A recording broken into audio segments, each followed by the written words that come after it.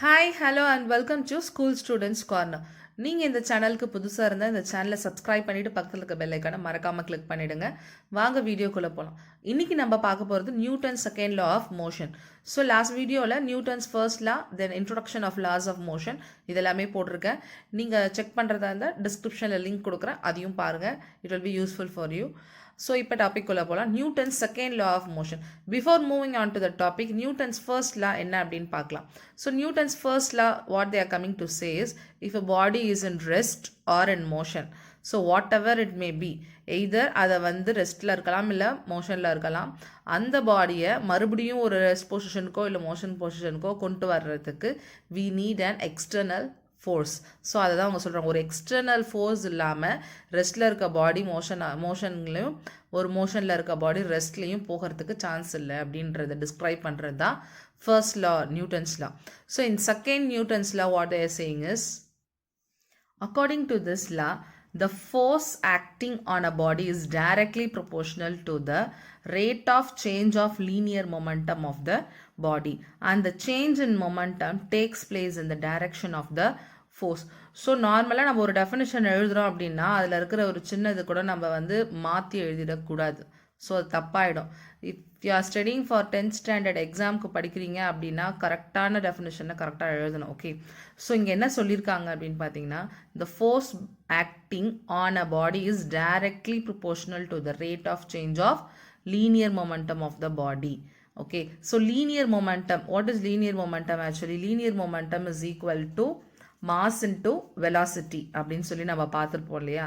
So mass into velocity is nothing but, massனா நமக்கு தெரியும், how much quantity does that object or a body contain, அதுதான் mass. எவ்வளோ weight அது இருக்குது, அதோட குவான்டிட்டி என்னன்னு பார்க்குறது தான் மாஸ். ஓகேவா. வெலாசிட்டின்றது speed of an object moving இல்லை body moving along with the direction, அதோட பாதையும் சேர்த்து நம்ம சொல்கிறது தான் வெலாசிட்டி. ஸோ அப்போ மாஸ் இன்ட்டு ப்ராடக்ட், ஒரு எவ்வளோ கேஜிலேயோ இல்லை எவ்வளோ கிராம்ஸ்லேயோ இருக்கிற ஒரு பாடி எந்த டைரக்ஷனில் எவ்வளோ ஸ்பீடில் போகுது, இதை கால்குலேட் பண்ணால் we will get an linear momentum. ஓகேவா. ஸோ இப்போ லீனியர் மொமெண்டம்னா உங்களுக்கு என்னன்னு புரிஞ்சிச்சு இல்லை. அப்போ force acting on a body அப்படின்னா என்ன, ஒரு நார்மல் ரெஸ்ட்டில் இருக்கிற ஒரு பாடியாக இருக்கட்டும், இல்லை ஏதாவது ஒரு மூமெண்ட்டில் இருக்கிறதா இருக்கட்டும், எப்படி இருந்தாலும் அது மேலே போயிட்டு ஏதாவது ஒரு புஷ் ஆர் புல், ஒரு எக்ஸ்டர்னல் இன்ஃப்ளூயன்ஸ் போய் படுது இல்லையா. ஸோ அதுதான் ஃபோர்ஸ் அக்கரிங் ஆன் த பாடி. அது எதுக்கு டைரக்ட்லி ப்ரொபோஷனலாக இருக்குன்னு சொல்கிறாங்க, it is directly proportional to the linear momentum, அதாவது அதோட மாஸ் அண்ட் வெலாசிட்டி கூட அது டைரக்ட்லி ப்ரொபோஷ்னலாக இருக்குது. டைரக்ட்லி ப்ரொபோஷ்னல் அப்படின்னா ஒன்றும் இல்லை, எவ்வளோ ஃபோர்ஸ் கொடுக்குறோமோ அதுதான் நமக்கு ஈக்குவலாக அந்த மாஸ் இன்ட்டு வெலாசிட்டி இருக்கும்னு சொல்கிறாங்க. ஸோ அப்போ நம்ம கொடுக்குற ஃபோர்ஸ்க்கு ஏற்ற மாதிரி அந்த மாஸ் இன்ட்டு வெலாசிட்டி இருக்கும். இங்கே என்ன இருக்கோ அதுதான் இதில் ஈக்குவலாக இருக்கும் அப்படின்னா it comes under directly proportional. அந்த change in momentum takes place in the direction of the force. So momentum அந்த டைம் பீரியடில் நடக்கிற அந்த டைரக்ஷன் சேஞ்ச் என்ன ஆகும்னு பார்த்தீங்கன்னா மாறும் அப்படின்னு சொல்கிறாங்க. So we can see this. இங்கே நமக்கு தெரியும் initial stage PI, final stage PF, change in momentum. அப்போ சேஞ்ச் இன் மொமெண்டமை நம்ம கண்டுபிடிக்கணும் அப்படின்னா change in momentum is equal to PF minus PI. So PI initial ஸ்டேஜில் நம்ம இது கொடுக்கும்போது மாஸ் இன்ட்டு ஸ்பீட் இப்படி தான் மூவ் ஆகுது. u is considered as speed, m is considered as mass. Okay. So அதே ஃபைனல் ஸ்டேஜுக்கு போகும்போது சேஞ்ச் நடக்குது. அப்போ mass into velocity. Okay. So இது வெலாசிட்டி, அதே இது மாஸ். ஓகே. ஸோ அப்போ ஸ்பீடாக இருக்கிறது நமக்கு ஃபைனல் ஸ்டேஜில் வெலாசிட்டியாக மாறுது இல்லையா. அந்த சேஞ்ச் இன் மொமெண்டம் அதை நம்ம கண்டுபிடிக்கணும்னா பிஐ மைனஸ் பிஎஃப். ஸோ அப்போ பிஎஃப் என்ன கொடுத்துருக்காங்க, எம்வி, அதாவது mass into velocity minus mass into speed. So நம்ம இதை தான் நம்ம என்னன்னு சொல்கிறோம் அப்படின்னு பார்த்தீங்கன்னா change in momentum. Okay. And then force F is directly proportional to the rate of change of momentum.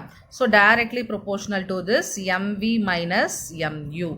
அப்போ force is directly proportional to mv minus mu. So அது மட்டும் இல்லாமல் நம்ம இது கூட சேர்த்து நம்ம என்ன பண்ண போகிறோம், டைமையும் டிவைட் பண்ண போகிறோம். ஓகேவா? ஏன் எம்வி மைனஸ் எம்யூக்கு டைம்னு பார்த்தீங்க அப்படின்னா நார்மல் ஸ்பீடாக போயிட்டுருக்கிறது ஒரு டைரக்ஷனில் அந்த ஸ்பீடை சேஞ்ச் ஓவர் பண்ணி கொண்டு போகும். For example 50 kilometres per hour அப்படின்னு சொன்னால் இது ஸ்பீடு. ஓகேவா? அதாவது ஒரு மணி நேரத்தில் 50 கிலோமீட்டர் போயிடுவான் அப்படின்றது ஸ்பீடு. அதே வெலாசிட்டி பார்த்தீங்க அப்படின்னா same 50 kilometre per hour but in direction west டைரக்ஷனில் 50 கிலோமீட்டர் ஒரு மணி நேரத்துக்கு போகிறான். அப்போ அந்த டைரக்ஷனோட மென்ஷன் ஆகுது. So this comes under velocity. ஓகேவா? ஸோ அப்போ இங்கே அவங்க எடுத்துக்கிற டைம் அந்த ஸ்பீட்லேருந்து அது வெலாசிட்டி டைரக்ஷன் சேஞ்ச் ஆகிற டைம். ஸோ நம்ம அதுக்கு அப்ளை பண்ணுற ஃபோர்ஸ். அப்போ ஃபோர்ஸ் நம்ம என்ன கொடுக்குறோமோ அதுதான் இங்கே வந்து நமக்கு என்னவா இருக்கும்? Change in momentum divided by time அப்படின்னு கிடைக்கும். ஓகேவா? இது சேஞ்ச் இன் மொமெண்டம், இது divided by time.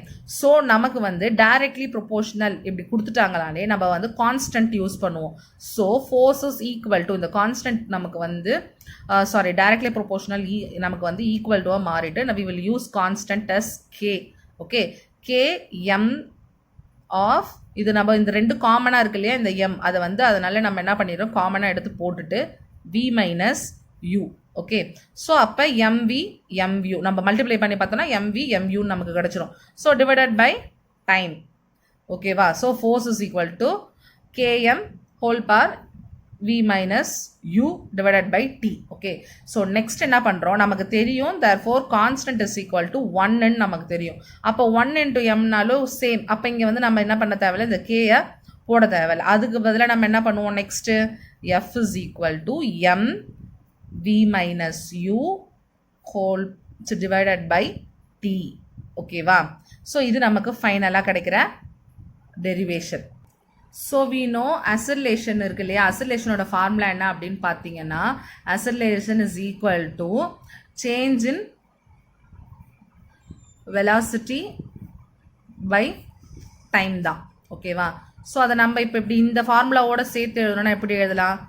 a is equal to v minus u by t எழுதலாமா? சேஞ்ச் இன் வெலாசிட்டி அதான் v minus u by t. இது வந்து ஃபைனல் ஸ்டேஜ், இது இனிஷியல் ஸ்டேஜ். ஆனால் ரெண்டுமே வெலாசிட்டி கூட தான் வரும். அதனால் v minus u by divided by t. இது வந்து அசர்லேஷன் ஃபார்முலா. ஸோ நமக்கு இங்கே அசர்லேஷனோட ஃபார்முலா பாதி இருக்கு இல்லையா? அப்போ நம்ம இது என்ன பண்ணலாம்? therefore இது அப்படியே கன்சிடர்ட் அஸ் a அசர்லேஷன் தானே. அப்போ நம்ம என்ன எழுதலாம்? f is equal to m into a. Therefore force is equal to mass into acceleration.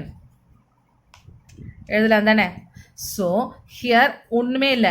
இங்கே நம்ம என்ன கொடுத்துருக்கோம்? f is equal to m of whole by v minus u divided by t. இந்த v minus uன்றது வந்து final stage, இது initial stage of speed தான். So அப்போ இது அது ஃபுல்லாகவே சேஞ்ச் இன் வெலாசிட்டியாக நம்ம கன்சிடர் பண்ணிக்குவோம் டிவைடட் பை டைம். ஸோ நமக்கு அசர்லேஷனோட ஃபார்முலா ஏற்கனவே வந்து சேஞ்ச் இன் வெலாசிட்டியாக நமக்கு வெலாசிட்டி டிவைடட் பை டைம்ன்றது தெரியும். அதனால் இது நம்ம அப்படியே வந்து நம்ம அந்த ஃபார்முலா படி எழுதணும் அப்படின்னா a is equal to v minus u divided by tன்னு இருக்கும். ஸோ இதை அப்படியே நம்ம வந்து ஏஆ கன்சிடர் பண்ணிக்கிட்டோம் அப்படின்னா இந்த ஃபார்முலா கூட சப்ஸ்டியூட் பண்ணும் போது f is equal to m into a மாறிடும். அதாவது force is equal to mass into acceleration. Then next அதான் இங்கே கொடுத்துருக்காங்க. therefore force is equal to mass into acceleration. No external force is required to maintain the motion of the body moving with uniform velocity. So ஒரு moment ஒரு பாடியில் நடந்துக்கிட்டு இருக்கும் போது அதுக்கு ஒரு யூனிஃபார்மான ஒரு ஸ்பீடில் அது போயிட்டுருக்கு ஒரு டைரக்ஷனில் அப்படின்னும் போது நம்ம அப்போ வந்து ஒரு எந்த எக்ஸ்டர்னல் ஃபோர்ஸும் நம்ம கொடுக்க தேவையில்லை. ஏன்னா இட் இஸ் ஆன் மூவிங். ஓகேவா? When the net force acting on the body is not equal to 0. அதாவது அதுக்கு நம்ம கொடுக்குற ஃபோர்ஸ் வந்து நாட் ஈக்குவல் டு 0வாக இருந்துச்சு, அதாவது பேலன்ஸ்டு ஸ்டேட்டில் இல்லை, இட் இஸ் அன் அன்பேலன்ஸ்டு ஸ்டேட்னா then definitely the velocity of the body will change. Unbalanced ஸ்டேஜுக்கு அது மாறும் போது அதோட ஸ்பீட் ஆஃப் டைரக்ஷன் வந்து மாறும், அதாவது அது மூவ் ஆகி போகிற டைரக்ஷன் மாறும்னு சொல்லலாம். Thus change in momentum takes place in the direction of the force. அப்போ தான் அதோட டைரக்ஷனில் என்ன மாறுது, அதோட அந்த மூவ் ஆகுற அந்த பாடியோட கண்டிஷனில் வந்து ஒரு டைரக்ஷன் சேஞ்ச் ஆகுதுன்னு சொல்கிறாங்க. ஓகேவா? The change may take place either in magnitude or in direction or in both. So already we know velocity comes under magnitude and directional. It is a scalar quantity ன்னு பார்த்துருப்போம் இல்லையா? So அந்த velocity அது எப்படினாலும் move ஆகும், either magnitude or directional, இல்லைனா ரெண்டுமே சேர்த்து. Force is required to produce the acceleration of the body. நமக்கு acceleration தெரியும் என்னன்னு, change in velocity by time. அதாவது ஒரு டைம் இங்கே ஆரம்பிக்கிற ஸ்பீட்லேருந்து முடிகிற ஸ்பீடு எப்படி மாறுது, எந்த டைரக்ஷனில் மாறுதுன்றது நம்ம ரெக்வயர் பண்ணுறது ஃபோர்ஸ்ன்னு சொல்கிறாங்க. In uniform circular motion, uniform circular motion is nothing but இப்படி வருது இல்லையா, ஒரு ஆர்பிட்டை சர்க்குல் பண்ணி வர்றதுமே யூனிஃபார்ம் சர்க்குலர் மோஷன் தான். Even though the speed that is magnitude of the velocity remains constant, அதாவது அது சுற்றி வர அந்த ஸ்பீடு வந்து நார்மலாக ஒரே லெவல்லே போனாலுமே the direction of the velocity changes at every point of the circular path. அது மூவ் ஆகி வர ஒரு சர்க்குலர் பாத்துலையும் அதோட டைரக்ஷன் அது மூவ் ஆகுது. அதாவது இப்படி வரணும், அடுத்தது இப்படி வரணும், அப்படி வரணும், டைரக்ஷன் மாறிக்கிட்டே இருக்கு இல்லையா? ஸோ அப்போ அதோட டைரக்ஷன் என்ன ஆகிட்டே இருக்கும், வெலாசிட்டி சேஞ்ச் ஆகிட்டே இருக்கும். So the acceleration is produced along the radius is called as centripetal acceleration. அதாவது இந்த ஃபோர்ஸ் சுற்றி வரும்போது அந்த change in velocity by time நடக்குது இல்லையா, அந்த அசர்லேஷனை தான் நம்ம என்னன்னு சொல்கிறோம் அப்படின்னு பார்த்தீங்கன்னா சென்ட்ரிபெட்டல் அசர்லேஷன்னு சொல்கிறோம். அதாவது சுழற்சியாக அது நடந்து வரும்போது அதோட ஸ்பீடு மாறுது, initial stage to final stage with the direction using the time. So அப்போ அந்த இடத்த மொத்தமாக நம்ம சேர்த்து என்ன சொல்கிறோம், சென்ட்ரிபெட்டல் அசர்லேஷன்னு சொல்கிறோம். The force which produce this acceleration is called as centripetal force. இந்த அசர்லேஷனை உருவாக்குறது தான் இந்த சென்ட்ரிபெட்டல் ஃபோர்ஸ்ன்னு சொல்கிறோம். ஏன்னா நமக்கு ஏற்கனவே தெரியும் அசர்லேஷன், அதாவது force is equal to mass into acceleration. So இந்த அசர்லேஷனை உருவாக்குறது ஃபோர்ஸ், அதனால் அந்த ஃபோர்ஸை நம்ம சென்ட்ரிபெட்டல் ஃபோர்ஸ்னு சொல்கிறோம். தென் நெக்ஸ்ட், அதாவது நீங்கள் இது ஏற்கனவே 9th படிச்சிருக்கீங்கன்னு சொல்கிறாங்க. Then next unit of the force, ஃபோர்ஸோட யூனிட் என்ன, SI unit and CGS. SI unit என்னன்னா நியூட்டன், சிஜிஎஸ் அதாவது சென்டிமீட்டர், கிராம்ஸ், தென் நெக்ஸ்ட் செகண்ட்ஸில் பார்த்தீங்கன்னா அதோட இது வந்து டைன். ஸோ எஸ்ஐயில் நியூட்டன், சிஜிஎஸ்ல டைன். டெஃபினேஷன் ஆஃப் 1 நியூட்டன், ஒரு நியூட்டனோட டெஃபினேஷன் என்னன்னா the amount of force required for a body of a mass 1 kg. அந்த பாடியோட mass 1 kg. It produces an acceleration of 1 ms power minus 2. அதாவது சேஞ்ச் இன் வெலாசிட்டி எப்படி அது உருவாக்கும்னா 1 ms power minus 2, அதாவது 1 kg mask. Mass into அசர்லேஷன் தானே force. So அதான், so 1 Newton is equal to 1 kg ms power minus 2. இதெல்லாம் நீங்கள் நல்லா ஞாபகம் வச்சுக்கணும். தென் நெக்ஸ்ட், அதாவது 1 நியூட்டன் இஸ் ஈக்குவல் டு அப்படின்னு கேட்டாங்கன்னா 1 kg ms power minus 2ன்னு எழுதணும். தென் நெக்ஸ்ட் அதே 1 டைன், அதாவது இது நம்ம பார்த்தது வந்து எஸ்ஐ யூனிட்ல பார்த்தோம் நியூட்டன். இது வந்து சிஜிஎஸ்ல பார்க்கும்போது the amount of force required for the body of mass 1 gram produces an acceleration of 1 centimeter s power minus 2. 1 dyne is equal to 1 g centimeter s power minus 2 and also 1 newton is equal to 10 power 5 dyne. அப்போ ஒரு Newton வந்து எதுக்கு equal, 10 power 5 dyneக்கு equal. இதெல்லாமே வந்து உங்களுக்கு suppose ஒரு competitive exam இல்லை வேறு ஏதாவது முக்கியமான எக்ஸாம்ஸ் நீங்கள் எழுதுறீங்க அப்படின்னா it will be asked. Book இன்சைட்லேருந்து கொஸ்டின் கேட்குறாங்கன்னா கேட்கலாம், படிச்சுக்கோங்க இதையும். Unit force, the amount of force required to produce an acceleration of 1 ms power minus 2 in a body of a mass 1 kg is called as unit of force. நம்ம ஏற்கனவே 1 newton is equal to 1 kg ms power minus 2ன்னு பார்த்தோம் இல்லையா? So இந்த ஒரு நியூட்டனை ஒரு இது பண்ணுறது தான் வந்து என்னன்னு பார்த்தீங்கன்னா யூனிட் ஃபோர்ஸ்னு சொல்கிறாங்க. ஓகே, அதோட அசர்லேஷன் 1 ms power minus 2. அதாவது இந்த ஒரு அசர்லேஷனை உருவாக்குறதுக்கு 1 kg of weight we need, kilogram is needed. So அப்போ அதை தான் நம்ம என்னன்னு சொல்கிறோன்னா unit of force. Gravitational unit of force பார்த்தீங்க அப்படின்னா இது நார்மல் யூனிட் ஆஃப் ஃபோர்ஸு, இது கிராவிடேஷனல் யூனிட் ஆஃப் ஃபோர்ஸ். இதில் பார்த்தீங்கன்னா the force is kilogram force, the gravitational unit of force is kilogram force represented by kgf. இது kilogram force kgf. அதே cgsல it is represented gram f gf. So 1 kgf is equal to 1 kg into 9.8 ms power 2, that is equal to 9.8 n. அதே 1 gf is equal to 1 g into 980 centimeter s power 2, that is 980 dyne. அப்போ ஒரு gf is equal to 980 dyne. 1 kgf is equal to 9.8 n Newton. So this is all about the Newton's second law. I think you can understand it. If you have any doubt, you can comment in comment box. Thanks for watching our channel. Keep on supporting us. Subscribe it and share with your friends. Thank you.